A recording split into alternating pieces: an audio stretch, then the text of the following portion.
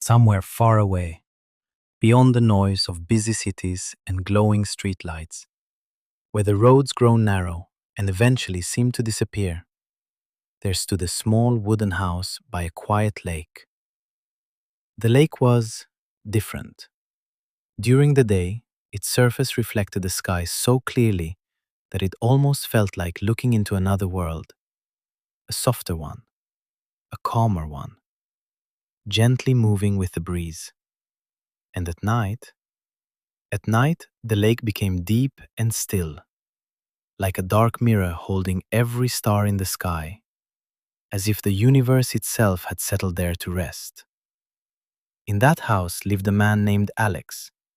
He had come there many years ago, at a time when life felt too fast, too loud, too full of things that never seemed to end.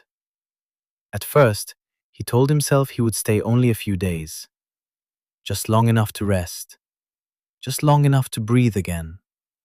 But the days passed quietly, almost unnoticed, and soon a few days became a week became a month, and one quiet morning, without any particular reason, he realized he didn't want to leave anymore.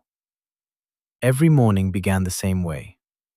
First, there was silence, not an empty silence, but a full one, soft and gentle, like a blanket wrapped around the world. Then came the sound of wind moving through the trees. It didn't rush, it didn't push, it simply moved, slowly, as if it had nowhere else to be. Alex would wake up without an alarm, without urgency, just naturally, as the light of the early morning began to fill the room. The sunlight there was different too. It didn't burst in, it didn't demand attention. It arrived quietly, spreading across the wooden floor, warming the walls, touching everything softly. He would sit up, take a slow breath, and listen. Sometimes there were birds, not loud, not many, just a few distant calls, like small reminders that the world was waking up, one gentle sound at a time. After a while, Alex would step outside. The air was always fresh, cool, and calm. The kind of air that made you breathe deeper without even noticing.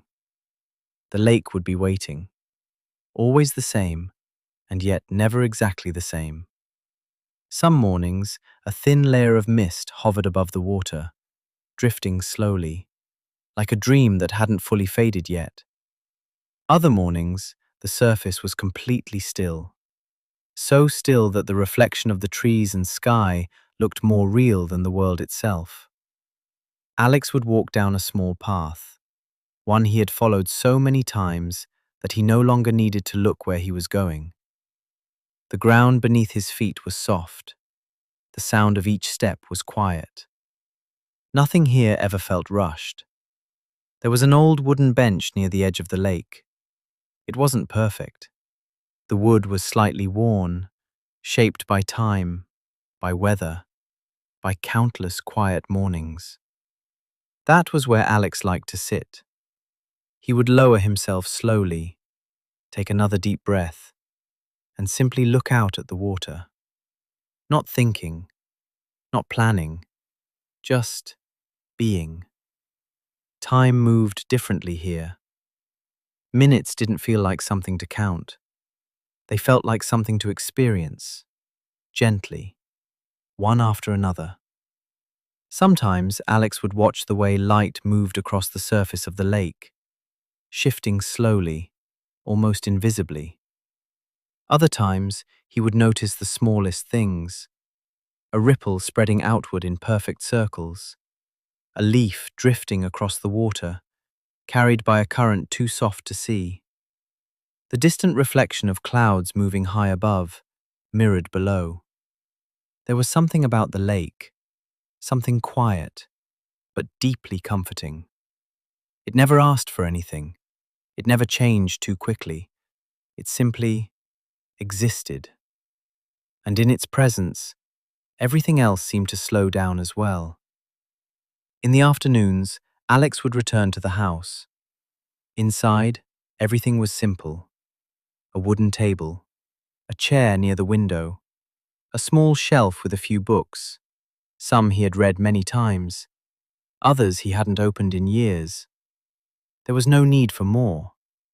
He would make tea, slowly, listening to the gentle sound of water heating, the soft clink of the cup, the quiet rhythm of small, familiar actions. Each movement felt calm. Each moment felt complete. Sometimes he would sit by the window, holding the warm cup in his hands, watching the lake from a distance. Other times he would read, though often the words would fade into the background, and he would simply sit, thinking, or not thinking at all. As the day moved toward evening, the light began to change again. The sun lowered slowly, painting the sky in soft shades of gold and pale orange and fading blue. The lake reflected it all, every color, every shift, every quiet moment. This was Alex's favorite time, not because it was the most beautiful, but because it felt like the world was gently letting go of the day, releasing everything that had happened, allowing it to drift away, like the light itself. He would return to the bench, sit down once more, and watch. The air would grow cooler, the sounds would grow softer, even.